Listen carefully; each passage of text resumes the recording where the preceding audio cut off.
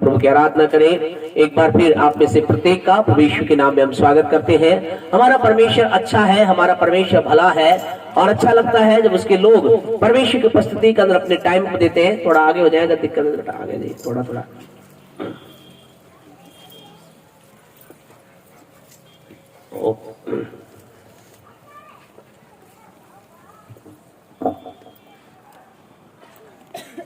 ये हमारे लिए अच्छा समय है, अच्छा अवसर है। परमेश्वर का धन्यवाद है कि आप लोग प्रभु की उपस्थिति के अंदर हैं। हम सबके लिए आनंद की बात है कि हम लगातार परमेश्वर के हर दिन हम प्रभु की उपस्थिति के अंदर आ रहे हैं, परमेश्वर के नाम को धन्य कह रहे हैं, प्रभु की स्तुति प्रभु की बड़ाई कर रहे हैं और हम सब परमेश्वर के नाम को धन्य कह रहे हैं। हमारे लिए उपवास के समय, आशीष का समय चल रहा है और हम विश्वास करते हैं कि आप दिन भर प्रार्थना के साथ प्रभु की महिमा कर रहे हैं। और अगर नहीं कर रहे हैं तो करें, क्योंकि इन दिनों के अंदर हम इस बात को जाने, परमेश्वर के साथ हमारा बिताया हुआ समय आशीष का समय होता है। परमेश्वर हमारे जीवन में अनुग्रह करे। आज प्रभु के वचन की ओर हम चलेंगे। उससे पहले हम हमारे भाई जिमी को बर्थडे की शुभकामनाएं देते हैं। आपको जन्मदिन बहुत मुबारक हो, परमेश्वर आपको ब्लेस करे, ये साल आपके लिए आशीष का रहे। हम सब ने भाई को अलग अलग रीति से विश किया है और हम जानते हैं कि आपने भाई के लिए प्रार्थना की है और हमारा विश्वास है कि परमेश्वर भाई को इस साल अपने अनुग्रह के द्वारा, सामर्थ के द्वारा बड़ी आशीषों के अंदर लेके चलेगा। आमीन आमीन, प्रेज द लॉर्ड। आइए हम उपवास प्रार्थना के विषय के अंतर्गत हम आगे बढ़े। हम इस बात को देख रहे हैं क्यों जरूरी है हमारे लिए प्रार्थना और उपवास। हमारे जीवन के लिए बहुत इंपॉर्टेंट है, बहुत महत्वपूर्ण है। हम अपने जीवन के अंतर्गत ना केवल इन 40 दिन के अंदर, लेकिन हमारा life style, prayer is not only for this fasting time for the 40 days. अभी याद रखना है केवल 40 दिन आपका मेरा प्रार्थना का समय नहीं होना चाहिए। परमेश्वर के वचन के अनुसार हमें क्या करना है? प्रार्थना हमारा लाइफ स्टाइल होना चाहिए, हमारी जीवन शैली होना चाहिए, हमारे जीने का एक तरीका हमारे जीने के अंतर्गत शामिल होना चाहिए। और हम इस बात को लगातार देख रहे हैं। तो दो दिन हमने प्रार्थना कर देखा था।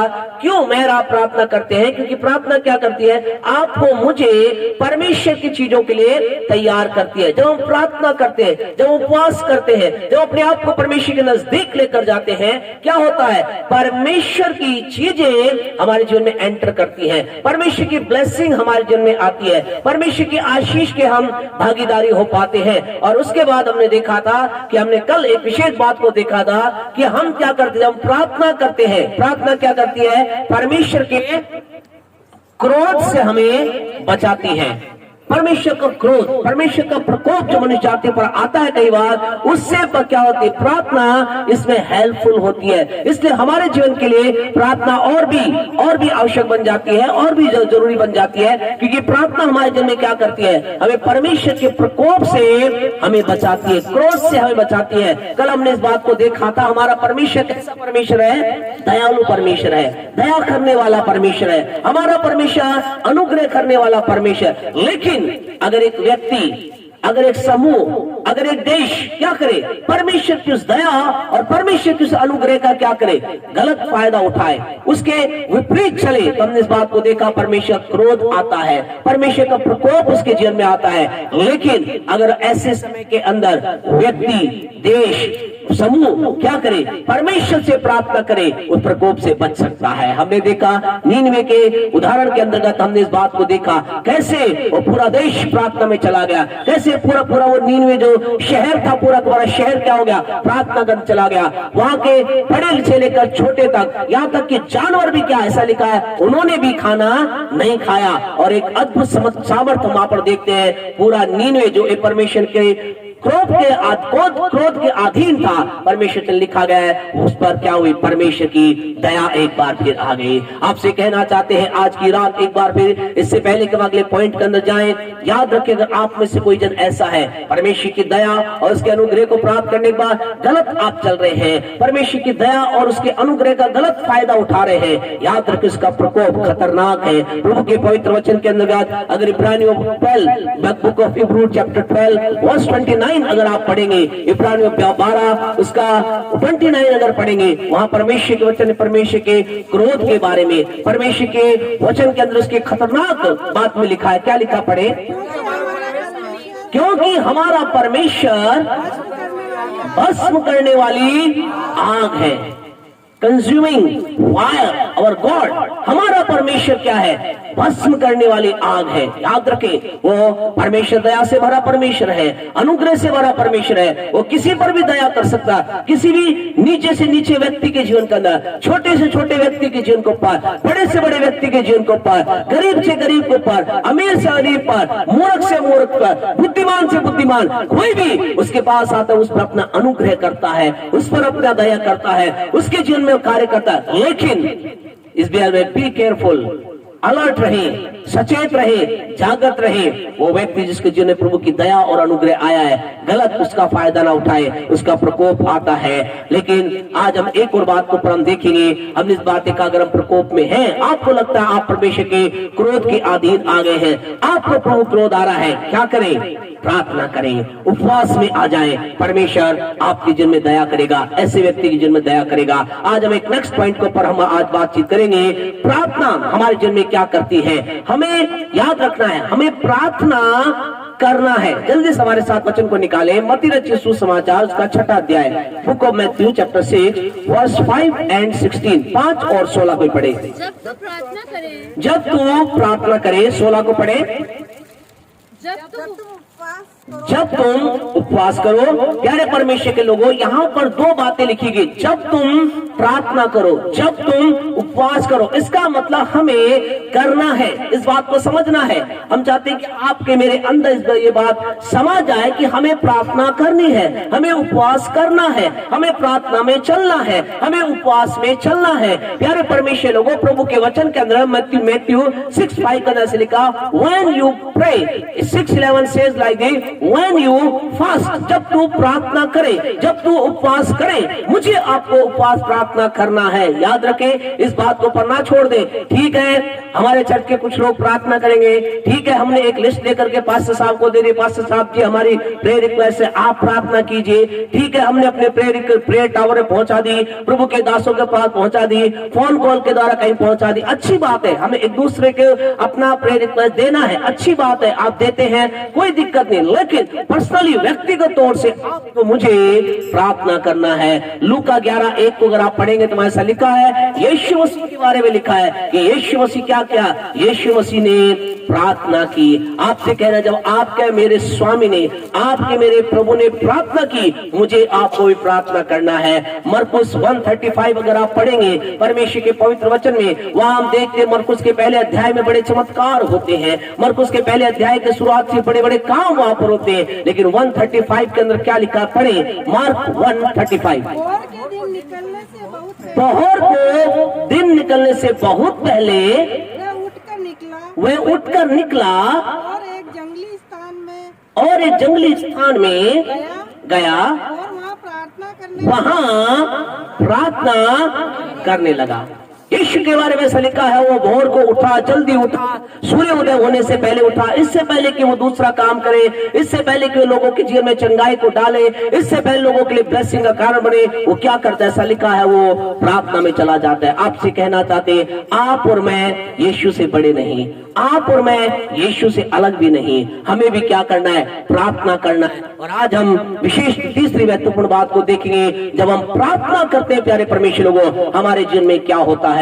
जब मैं आप प्रार्थना करते हैं, परमेश्वर की प्रतिज्ञाएं हमारे जीवन में बनी रहती है। परमेश्वर की वाचा, परमेश्वर की प्रतिज्ञा, परमेश्वर के वायदे हमारे जीवन में बने रहते हैं। आज की रात आपको कहना चाहते प्यारे परमेश्वर वो, परमेश्वर बड़े बड़े वायदे हमसे करता है, परमेश्वर बड़ी बड़ी प्रतिज्ञाएं हमसे करता है, परमेश्वर हमारे जीवन के अंदर बड़ी बड़ी आशीषों की घोषणा हमारे जीवन में करता है। लेकिन वो बनी कैसे रहेंगी? आज बहुत से लोगों के जीवन में ऐसा हुआ, उनके जीवन में परमेश्वर ने प्रतिज्ञा की, मैं तेरे जीवन में ये करूंगा, मैं तुझे ऐसा करूंगा, लेकिन एक समय आया वो चीजें पूरी नहीं हुई। क्या कारण है?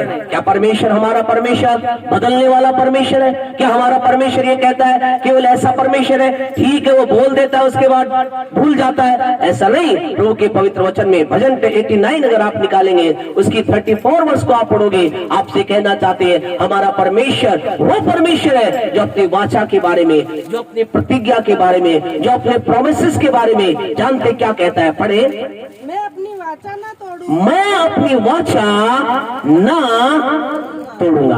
क्या कह रहा है परमेश्वर? परमेश्वर कह रहा है, अगर मैंने कोई वाचा बांधी है, अगर मैंने कोई प्रतिज्ञा की है, अगर मैंने कोई प्रोमिसेस तुमसे किया है, अगर मैंने कोई तुम्हारे जीवन के अंदर कोई ब्लेसिंग देने का वायदा किया है, अगर मेरे मुंह से कोई बात रिलीज हो चुकी है, परमेश्वर कहता है मैं उसे ना बदलूंगा। आगे, और जो मेरे मुंह से निकल चुका जो मेरे मुंह से निकल चुका है उसे ना बदलूंगा। उसे ना बदलूंगा। आई विल नॉट चेंज, मैं बदलूंगा नहीं। ऐसा नहीं कि ऐसा परमेश्वर नहीं कहेगा तेरे गलती से ऐसा हो गया, मेरे मुंह से ऐसा निकल गया, ये मैंने क्या कह दिया, ऐसा नहीं। हमारा परमेश्वर ने जो बोल दिया फिर बोल दिया, तो उसके बाद वो अपने वर्ड को दोबारा से नहीं लेता है। वो फिर ये नहीं कहता ठीक मैं ऐसा नहीं करूंगा, लेकिन आपसे कहना चाहते प्यारे परमेश्वर, वो आपका मेरा परमेश्वर वाचा को पूरी करने वाला परमेश्वर है। और प्रार्थना क्या करती है? आपके मेरे जिन्हें परमेश्वर की प्रतिज्ञा को, परमेश्वर की वाचा को बनाए रखने का काम करती है। परमेश्वर हमसे वादा करता है,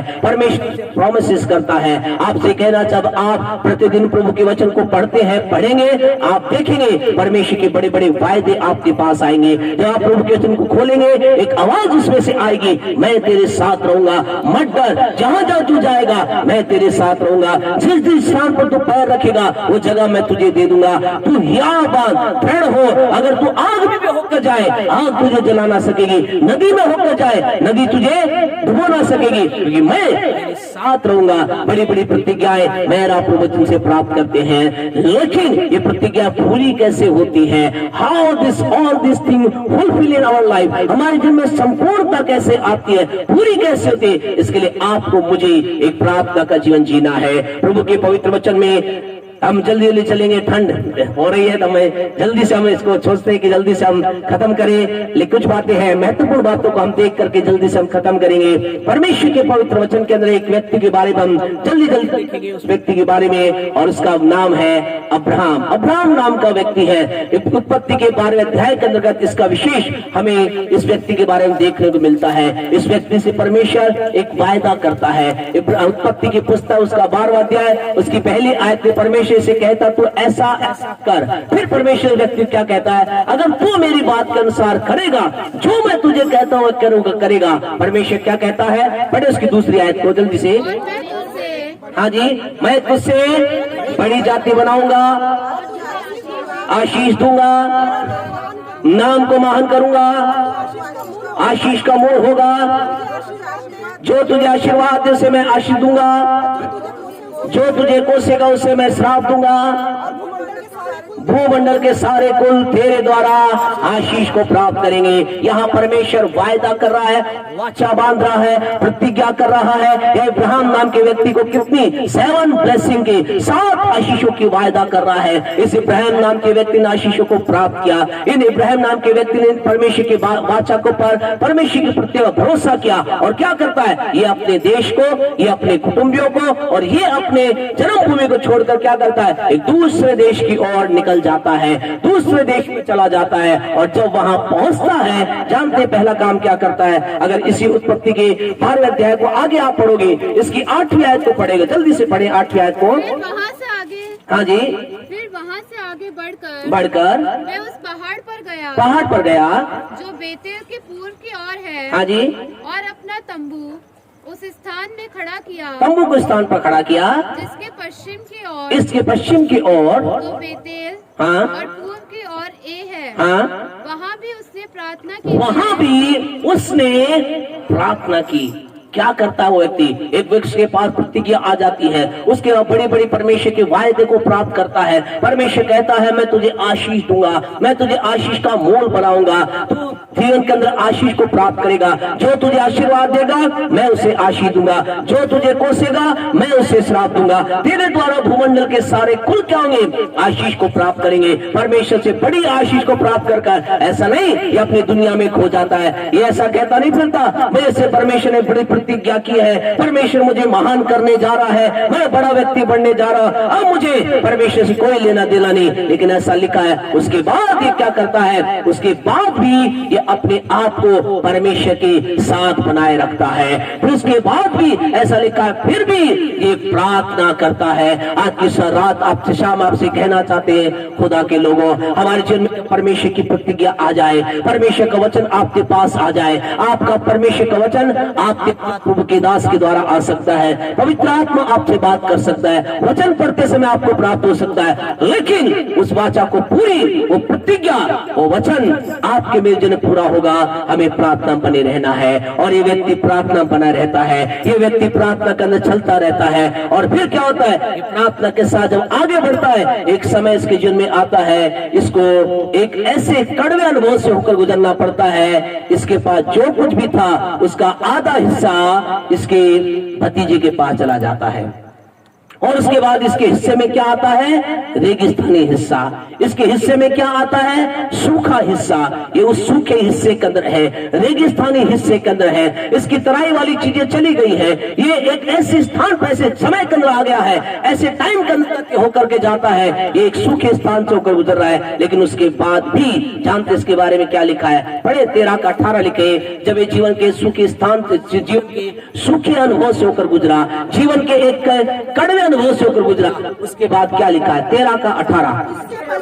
हाँ जी, तंबू उखाड़कर हाँ जी वृक्षों के बीच जो हेब्रोन में थे हाँ जाकर रहने लगा, वहां रहने लगा। और वहाँ भी यहोवा की एक वेदी बनाई, वहां भी यहोवा की एक वेदी बनाई, यानी वहां भी प्यारे परमेश्वर लोगों, ये जीवन के अंदर प्रतिज्ञा प्राप्त किया हुआ व्यक्ति है, आशीष प्राप्त किया हुआ व्यक्ति है, इसके साथ परमेश्वर की बातें वाचा है, लेकिन जीवन के अंदर एक समय क्या, एक ऐसे सूखे टाइम से होकर गुजरता है, जीवन के विपरीत परिस्थिति से होकर गुजरता है, लेकिन उस टाइम भी क्या करता है, अपने आप को परमेश्वर के साथ बनाए रखता है। आज की शाम आपसे कहना चाहते हैं, आपके मेरे जीवन में परमेश्वर की प्रतिज्ञाएं जब आती हैं, कई बार हमें ऐसे अनुभव से गुजरना पड़ता है जिसकी हम अपेक्षा नहीं करते, जिसके बारे में हम एक्सेप्ट नहीं करते, हम सोचते नहीं कि ऐसा हमारे जीवन में होगा, लेकिन जब होए हम क्या करेंगे।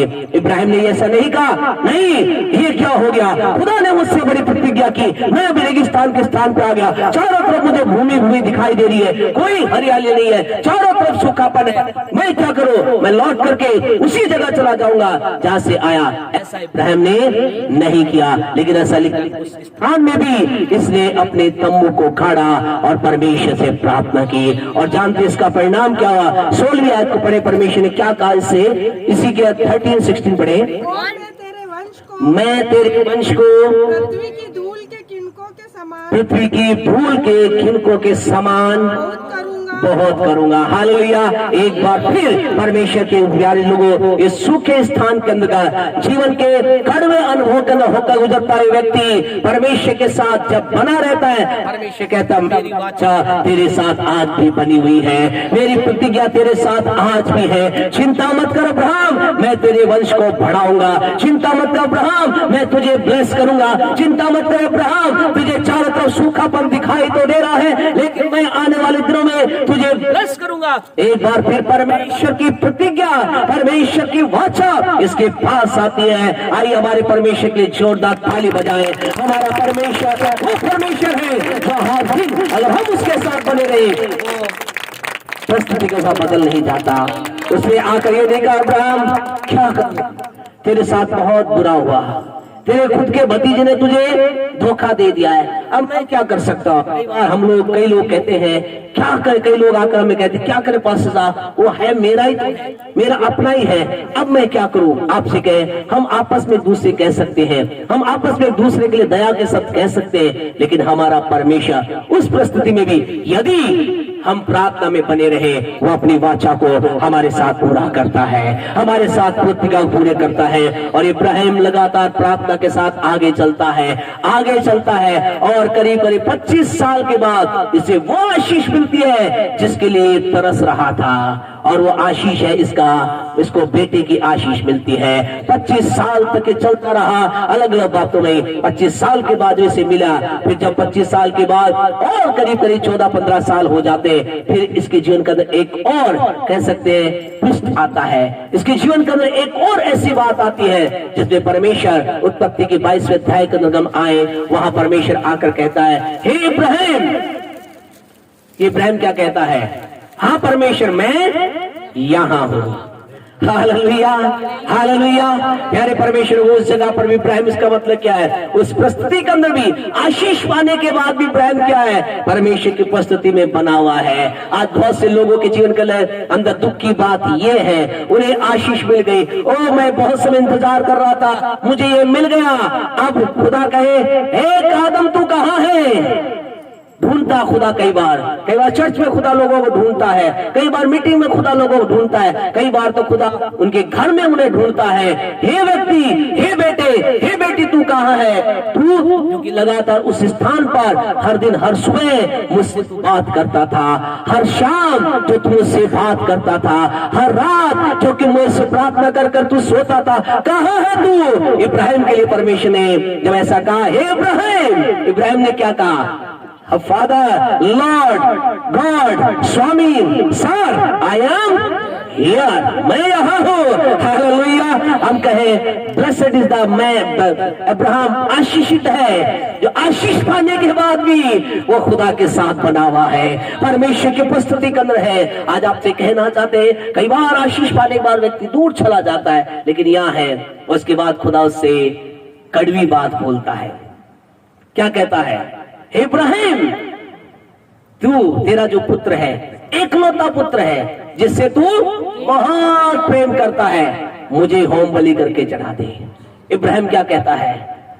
Okay Lord, I am ready. मुझे, मेरा ध्यान इन आशीषों पे नहीं है, मेरा ध्यान, मैं तेरे पास इसलिए नहीं आया कि मैं तेरे आशीष प्राप्त करूं, मेरा ध्यान तो तेरे साथ रिश्ते पर है।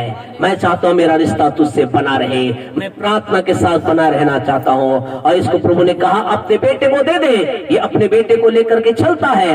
आप और मैं होते तो पता नहीं क्या क्या सोचते रहते वहां, ये खुदा ने क्या कह दिया, ये खुदा ने क्या कर दिया, ये कैसी डिमांड है खुदा की। कई बार खुदा कुछ बात कहता है, लोग ऐसा ही कहते हैं, ये कैसी परीक्षा खुदा मेरी ले रहा है। लेकिन इब्राहिम ने ऐसा कुछ नहीं कहा। वो उस समय में उसका मन किसमें है? उसका मन एक ही बात में है, मैं प्रार्थना करना चाहता हूँ, मैं प्रभु के साथ जुड़ा रहना चाहता हूँ। पढ़े इसकी चौथी आयत को, क्या रहा? इसके स्वामी ने कुछ बात, इसके नौकर ने कुछ बात इससे कही, बस अपने नौकर को कहता है, पढ़े 4 को। तीसरे दिन अब्राहम ने आंखें उठाकर उस स्थान को दूर से देखा और उसने अपने सेवक से कहा, सुने अपने सेवक से क्या कह रहा है? गधे के पास यहीं ठहरे, गधे के पास एक ठहरा रहे, ये लड़का और मैं वहाँ तक जाकर, मैं और ये लड़का वहां तक जाकर और दंडवत करके, बस क्या कह रहा है? मैं और मेरा लड़का जा रहे हैं, क्या करेंगे? हम वहां पर खुदा से प्रार्थना करेंगे। मैं और मेरा लड़का वहां प्रार्थना करने जा रहे हैं। इसका ध्यान विचलित नहीं हुआ, इसका ध्यान परेशान नहीं हुआ, इस बात से विचलित नहीं है, ओ मेरा बेटा चला जाएगा, हम बलि करके खुदा ने मांगा मेरा बेटा। इसका ध्यान किसमें? इसका दिल तो अंदर से एक ही बात को कह रहा है, I am going there and I will worship my lord. मैं वहां जा रहा हूं और मेरे पिता से बात करूंगा, मेरे पिता की आराधना करूंगा, मेरे परमेश्वर की स्तुति करूंगा। आपसे कहना चाहते खुदा के लोगों, ये इस परिस्थिति के बीच में भी ये क्या कर रहा है? इसका हृदय क्या कह रहा है? I will pray. I want to pray. I want to worship. I am going to worship. English के अंदर ऐसा ही लिखा है। If you read in English, वो क्या लिखा है? वो कहता है, I and my son will go there and worship and will come back. मैं और मेरा बेटा जाएंगे, आराधना करेंगे और वापस लौट आएंगे। आज की रात आपसे कहना चाहते खुदा के लोगों, इस समय में भी इब्राहिम क्या कर रहा है? प्रार्थना का भित्त लेकर के आगे चल रहा है। और इस कारण से जानते परमेश्वर ने क्या कहा? पढ़े इसकी 7वीं आयत को, बंद करेंगे। हम ठंड आप ज्यादा महसूस कर रहे हैं, जल्दी बंद करेंगे। 17 को पढ़े। इस कारण मैं तुझे निश्चय आशीष दूंगा, नहीं निश्चय, श्योरली 100% खुदा कह रहा है, मैंने जो तुझसे प्रतिज्ञा की है, मेरी प्रतिज्ञा को मैं बनाए रखूंगा। आज की रात आपसे कहना चाहते खुदा के लोगों, when we have a life of prayer, जब हमारा जीवन प्रार्थना का होता है, हम परमेश्वर की वाचा, परमेश्वर की प्रतिज्ञा को अपने जीवन में पूरा होता देखते हैं, वो उसे बनाए रखता है। इब्राहिम को परमेश्वर ने कहा, निश्चय मैं तुझे आशीष दूंगा। जल्दी पढ़े। और निश्चय तेरे वंश को आकाश के तारागण और तीर की बालू के किनकों के समान जमुना के तीर के बालू किनकों के समान अनगिनत करूंगा। अनगिनत करूंगा। कहां से, कौन सी प्रतिज्ञा है? वही है जो उसने उत्पत्ति 12:2 में की थी, मैं तेरे वंश को बढ़ाऊंगा, मैं तुझे आशीष करूंगा। परमेश्वर ने प्रतिज्ञा इसके लिए की, वो प्रतिज्ञा इसके लिए बनी रही। और बाद में हम देखते इब्राहिम ब्लेस हुआ। What is the reason behind it? Life of प्रार्थना का जीवन। आपसे कहना चाहते हैं, क्या परमेश्वर ने आपसे प्रतिज्ञा की है? क्या किसी बात की प्रतिज्ञा परमेश्वर ने आपसे की है? आप कहते हैं हाँ, प्रभु ने मुझसे प्रतिज्ञा की है। आपकी जिन्हें परमेश्वर की प्रतिज्ञा, प्रभु की वाचा, परमेश्वर की आशीष बनी रहेगी। Don't leave the place of prayer. प्रार्थना के स्थान मत खोइए। प्रार्थना के स्थान, आपके घर में जो प्रार्थना के स्थान है उसे कभी मत छोड़िए। आपका जो स्थान प्रार्थना के स्थान चर्च में है उसे कभी मत खोइए। आपका प्रार्थना के स्थान जो मीटिंग में है उसे मत खोइए। लगातार बने रहिए। आपके जिन्हें परमेश्वर की प्रतिज्ञाएं पूरी होंगी, परमेश्वर की ब्लेसिंग पूरी होगी, परमेश्वर ने जो कहा है वो पूरा करेगा। लेकिन अगर इसके विपरीत होगा, एक वचन जल्दी से पढ़ेंगे, मलाकी की पुस्तक उसका पहला अध्याय, मलाकी की पुस्तक उसका पहला अध्याय, मलाकी की पुस्तक उसका पहला अध्याय निकाले मेहरबानी से और उसकी 9वीं आयत को पढ़े। देखें यहाँ परमेश्वर क्या कह रहा है। अब मैं तुमसे कहता हूँ ईश्वर से प्रार्थना करो कि प्रार्थना करो। यहाँ खुदा कुछ लोगों को कह रहा है, कुछ लोगों से कह रहा भाई प्रार्थना करो, भाई प्रार्थना कर लो। ये लोग कौन है? ये लोग वो हैं जिन्हें खुदा ने आशीष दी है। ये लोग वो हैं जिन्हें परमेश्वर ने ब्लेस किया है। खुदा इनसे कह रहा प्रार्थना करो, मुझसे प्रार्थना करो, मुझसे प्रार्थना करो। लेकिन ये ऐसे हैं, नहीं करेंगे। सुनने का सुने नहीं खुदा के। तो खुदा क्या कह रहा है? पढ़े 9वीं आयत को, इसी की 2 का 9 पढ़े। इसलिए ध्यान से सुने, इसलिए मैंने भी तुमको सब लोगों के सामने नीचा कर दिया है। क्या कर दिया है? तुच्छ और नीचा कर दिया। ये लोग कौन थे? आशीष प्राप्त लोग थे। ये कौन थे? इनके जिन्हें परमेश्वर ने प्रतिज्ञा की थी। और उसके बाद ये थोड़े भटक गए। खुदा ने कहा मैं तुमसे कहता हूँ प्रार्थना करो, ईश्वर से प्रार्थना करो, प्रार्थना बने रहो। लेकिन ये बने नहीं रहे। खुदा ने क्या कहा? क्योंकि तुमने मेरी प्रार्थना की बात को नहीं माना, क्योंकि तुमने जो ही प्रार्थना खत्म होती है, हमारा क्या होता है? आत्मिक जीवन भी कमजोर होता है, पाप में चला जाता है, आदमी बुराई में चला जाता है, गलत रिश्तों में चले जाता, गलत चीजों में चला जाता है। ये ऐसे चले गए। खुदा ने क्या कहा कि मैं तुम्हें क्या करूंगा? तुच्छ करूंगा, नीचा कर दिया है। नीचा, मैंने तुम्हें नीचा कर दिया है क्योंकि तुम मेरे मार्गों पर नहीं चलते। क्योंकि तुम मेरे मार्गों पे नहीं चलते। व्यवस्था देने में हाँ, मुंह देखा विचार करते हो। क्या इन सबों का एक ही पिता नहीं? क्या इन सबों का एक ही? क्या कह रहा है परमेश्वर? कि परमेश्वर ने कह रहा है मैंने तुम्हें क्या कर दिया है? नीचा कर दिया है। मैंने तुम्हें क्या कर दिया है? तुच्छ कर दिया है। मैंने तुम्हें क्या कर दिया है? नीचा गिरा दिया है। तो परमेश्वर क्यों उनका हुआ? क्यों उनके जिनमें सारी बातें? रीजन इसके पीछे था, परमेश्वर ने इनसे कहा था प्रार्थना करो, परमेश्वर ने कहा था प्रार्थना करो, लेकिन इन्होंने क्या की? प्रार्थना नहीं की। आज की रात प्यारे परमेश्वर के लोगों, इससे पहले कि अपने संदेश को समाप्त करें, आपसे कहना चाहते हैं मेरे आपके जीवन के अंतर्गत परमेश्वर क्या कह रहा है, परमेश्वर हमसे क्या कह रहा है। हमें प्रार्थना करना अपने आप को देना है। इसकी 2 का 2 जरूर पढ़ दें, फिर हम बंद करेंगे। मलाकी 2 का 2। यदि तुम इसे ना सुनो, यानी प्रार्थना करने वाली बात को ना सुनो, या खुदाई को खतरनाक बात है, ना सुनो तो क्या होगा? और मन लगाकर मेरे नाम का आदर न, मन लगाकर मेरे नाम का आदर ना करो। हम नाम का आदर सबसे पहले कहाँ करते हैं? प्रार्थना में। अगर तुम प्रार्थना मेरे नाम, अगर मेरे नाम का आदर ना करो, सेनाओं का यहोवा यो कहता है, ध्यान रखें, खुदा कह रहा है मैं तुमको श्राप दूंगा।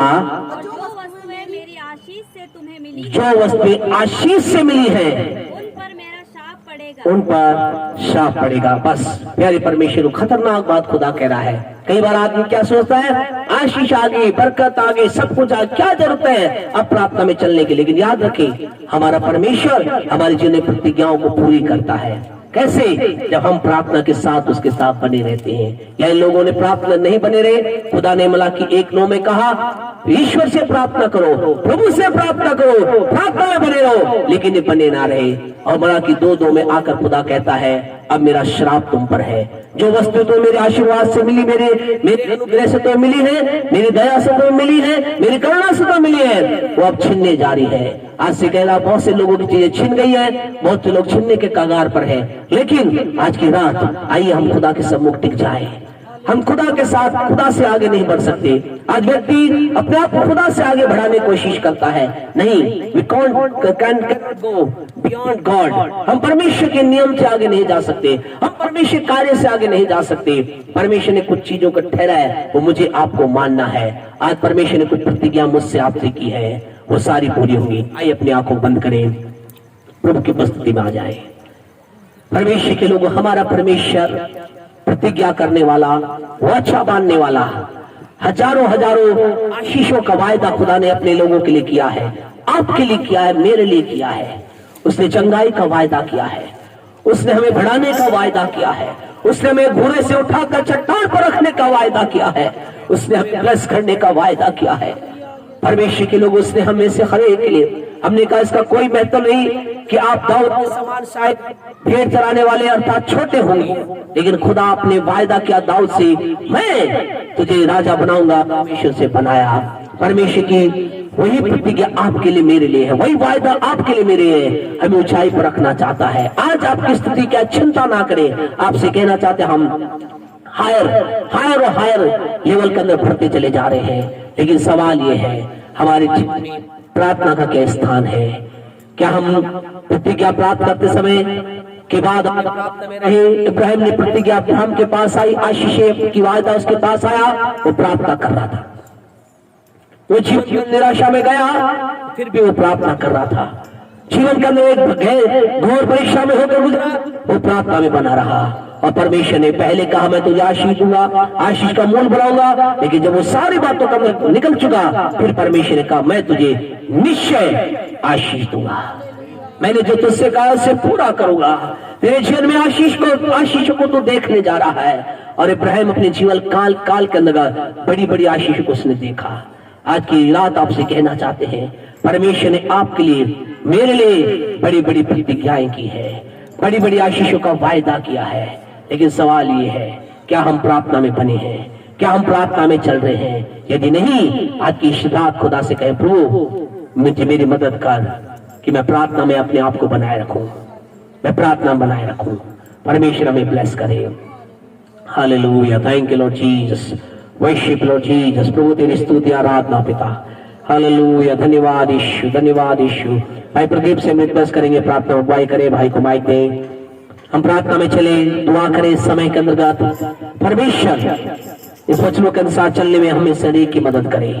खुदा हमारे जीवन में कार्य करे कि हम प्रभु की महिमा का कारण बन सके। भाई प्रदीप के साथ दुआ करें।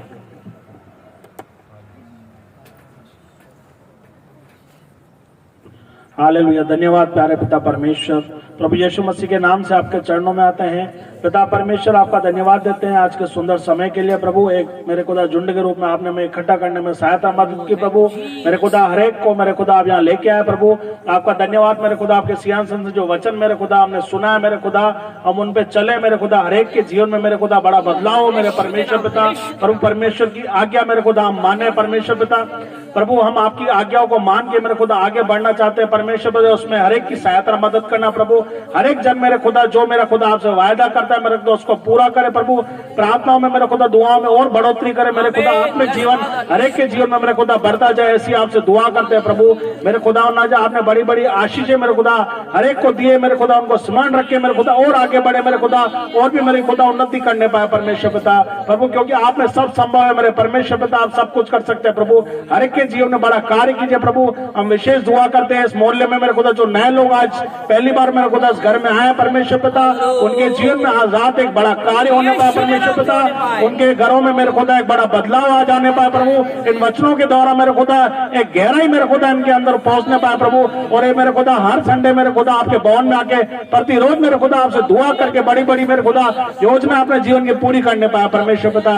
इस घर के लिए आपसे दुआ करते हैं प्रभु, उस घर को मेरे खुदा आपकी ओर से आशीष को बोलते हुए छोटी सी दुआ यीशु मसीह के नाम से मांगते हैं, आमीन। हमारे परमेश्वर का प्रेम, प्रभु यीशु का अनुग्रह, पवित्र आत्मा की सहभागिता अब से लेकर यीशु के दूसरे आगमन तक हमारे साथ व संसार के तमाम विश्वासियों के साथ बनी रहे, आमीन। परमेश्वर का धन्यवाद।